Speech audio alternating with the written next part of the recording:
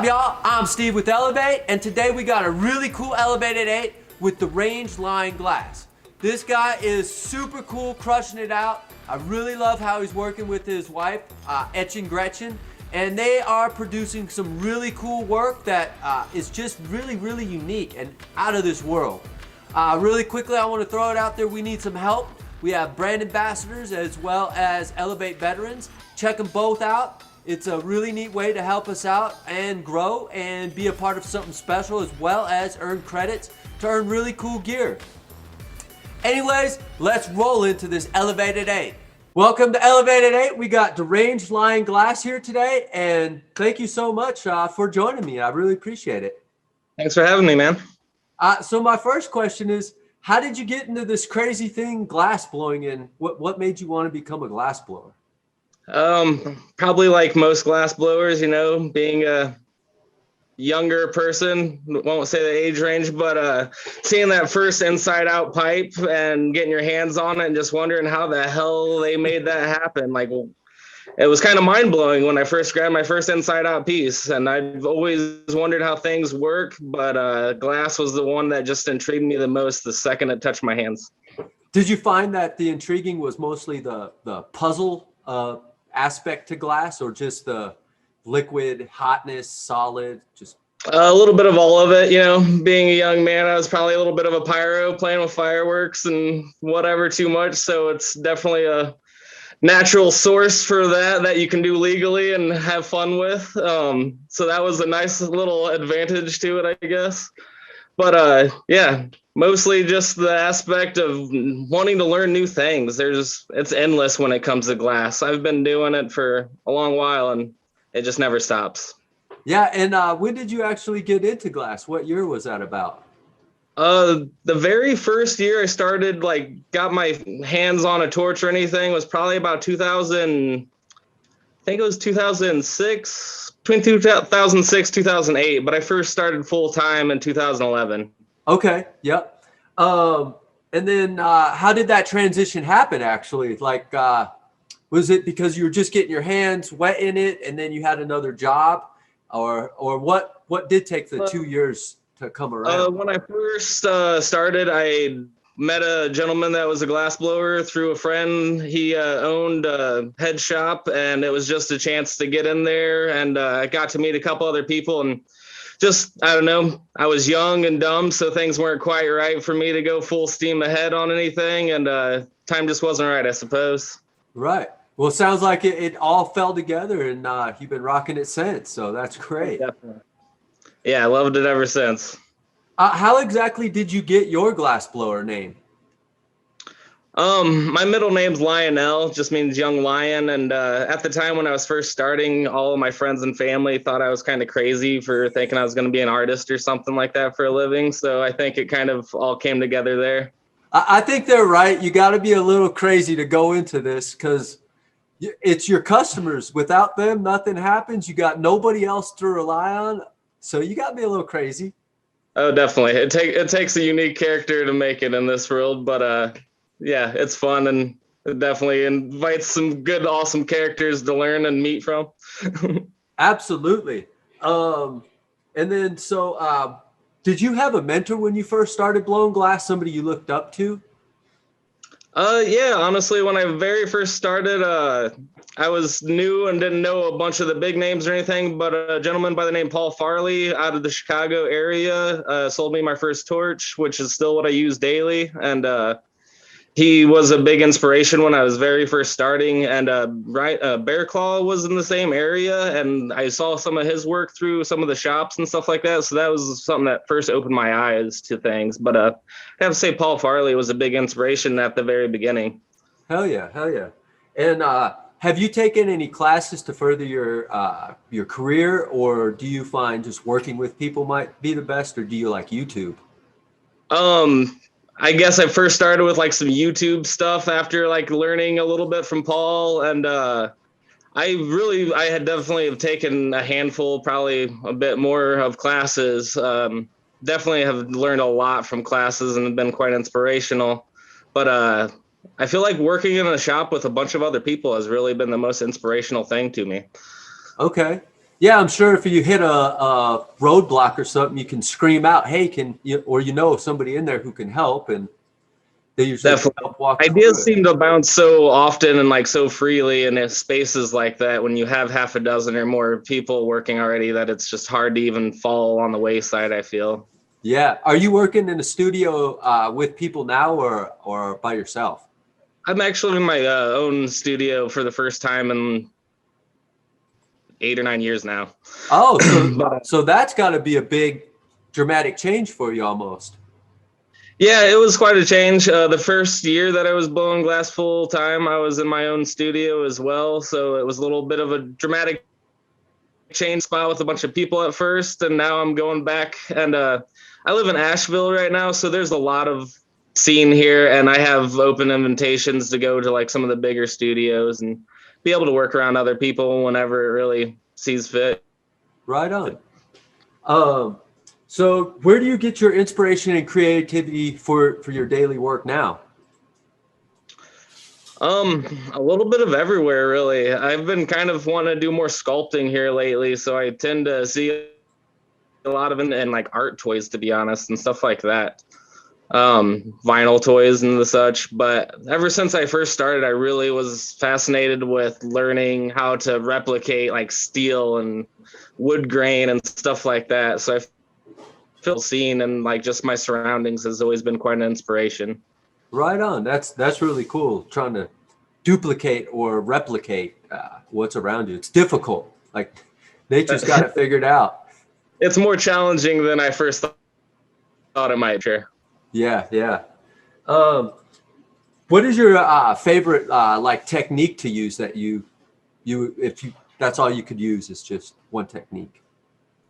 Um, Man, I've always been a jack of all trades, man, so I like a lot. But my wife and I do this fume resist technique that we kind of developed using titanium and fume, silver fume usually. And Okay. I'd have to say if I could pick one thing, it would be, those pieces with her really fond of. Right on. That's cool. And I bet just the whole working together, everything like that really builds the relationship and it's just good stuff. Absolutely. Um, what's your favorite color to work with?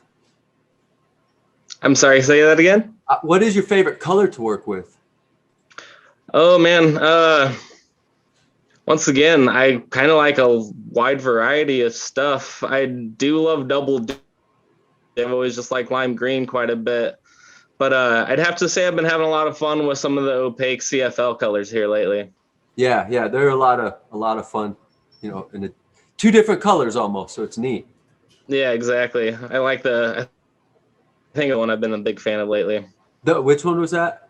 Opaque Potion. Oh yeah, I seen they just dropped like a pastel pink potion or something too, and Oh, okay. That sounds good. yeah, but that's really neat stuff there.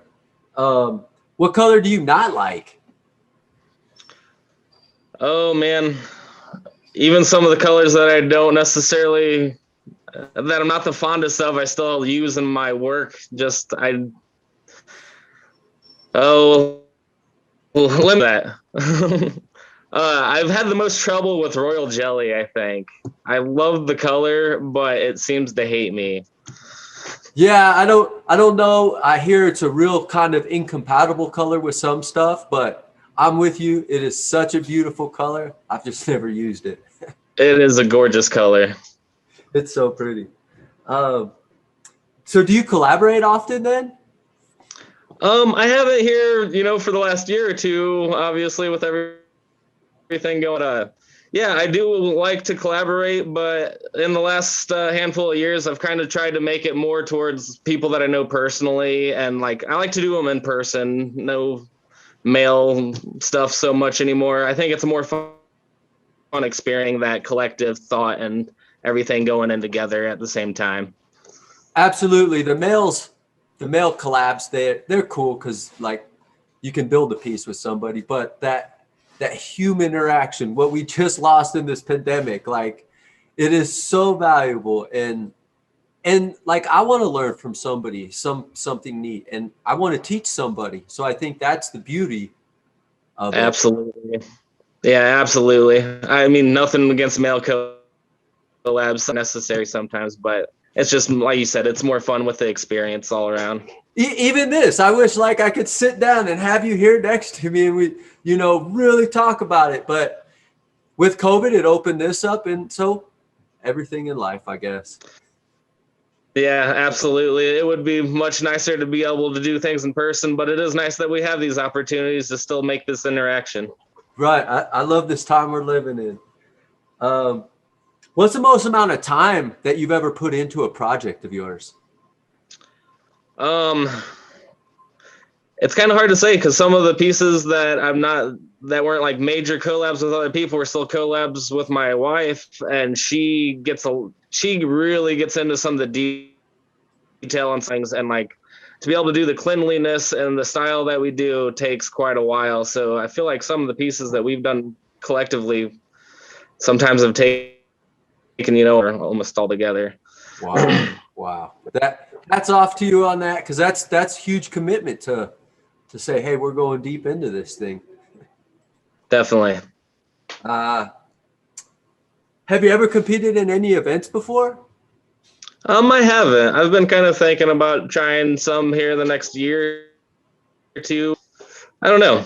I feel like I'm not a big fan of competition so much. I feel like I'm my only competition really, and the only person I need to try to do better than is myself. So I like the idea, but we'll see. Yeah, I think that's a lot like golfers, like they're out there in their little thing, but it's just trying to better yourself every time. Absolutely. And I feel like the competitions are still about that as well, but it's just a little different for me. I'm just not a big competitor. Yeah, they definitely put a lot of pressure on you, and it's just I don't like them. It's just if I got this much time, I'll make something that I'm not like flaming. Understandable. I feel the same. Hell yeah. Do you consume cannabis yourself? Not in this state. CBD, legal Right. stuff. When I go to any legal state, I am definitely I like to enjoy. Right on. And so if you when you do make it to a legal state, do you prefer the flower, the concentrates, or you just want to experience the plant? Oh, I'm a fan of it all, really, but I definitely lean towards the concentrates.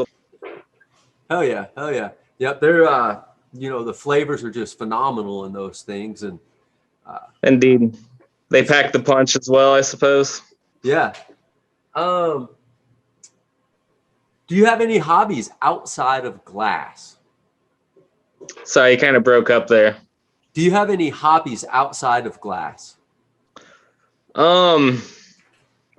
Nothing really too significant. Like most of my stuff surrounds around glass or other work. I sometimes like to do some woodworking and stuff like that, and some metalworking.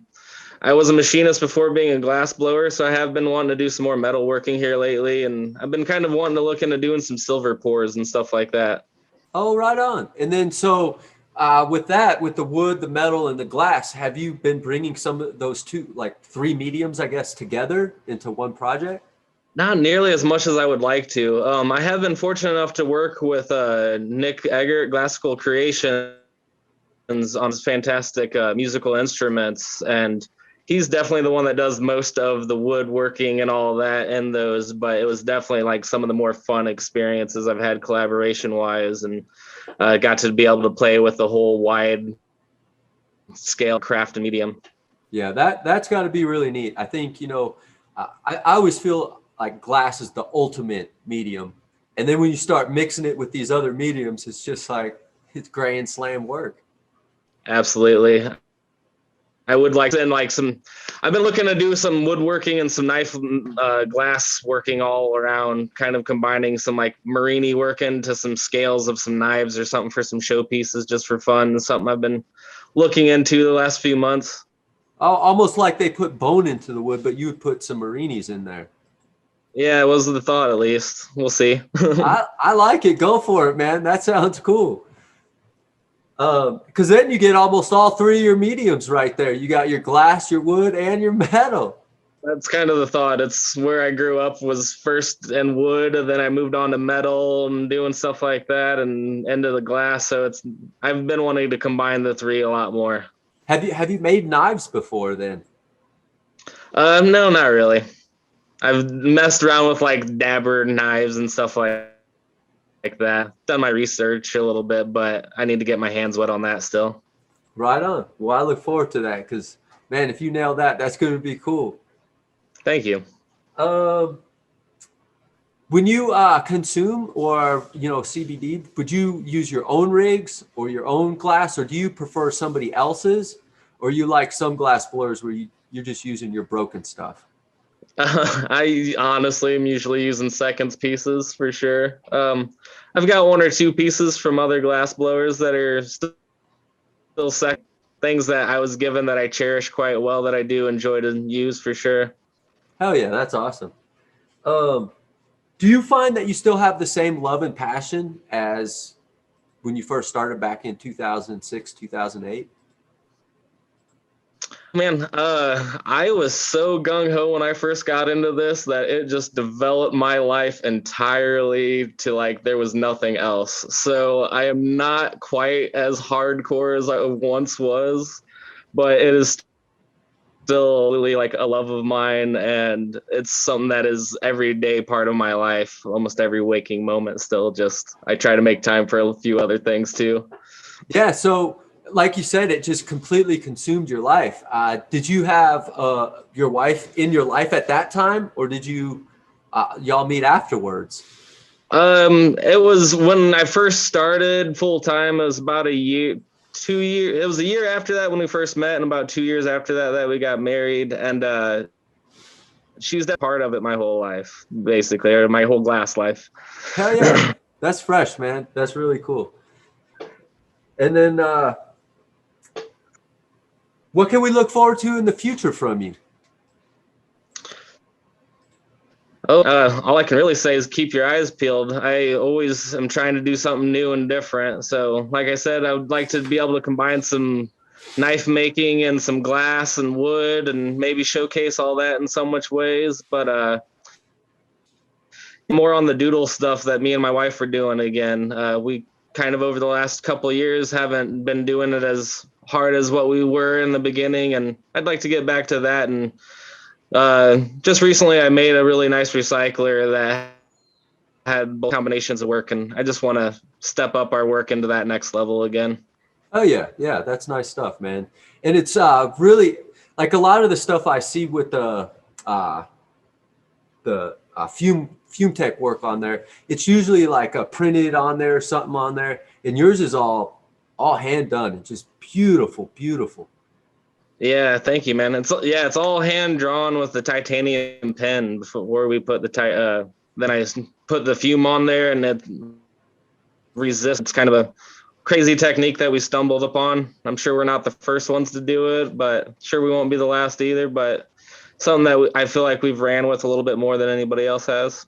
Yeah, yeah. And any technique you find, you do like make it your own kind of thing, and it's pretty cool like that. Absolutely.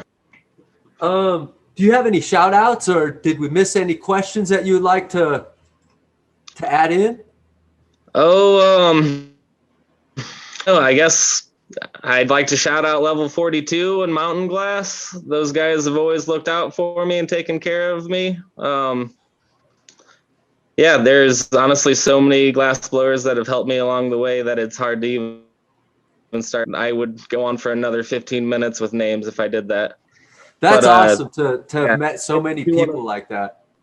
Yeah, I do want to say thanks to everybody that has helped me out along the way, because it has been a numerous amount of people that have extended their hand to show me a lot of things. Hell yeah, man. Well, Jamie, I want to say thank you so much for joining us today on Elev8, and I really appreciate the pleasure to get to know you. Oh, man. Thank you about me and including me in the show. It was a pleasure. Well, all right, y'all. That was really cool hanging out with Jamie. I really love these things, and I love just hearing about how he got into this stuff and what he's working on, and I can't wait to see those knives. I've not seen anything out there like it, so that's really cool. Y'all follow them, make sure to hang out there, because they really got some cool stuff coming out, and I absolutely love when they combine that stuff together with their little drawings. Another thing, don't forget, we got Elev8 Veterans. It's our 501c3, as well as our Elev8 brand ambassadors, both for the Elev8 dolls and the Elev8 gents. Check it out. Really cool to earn some neat stuff there, and you get to help people out as well. That's the really cool thing about Elev8 Veterans. So check them out. Elev8, mind, body, spirit.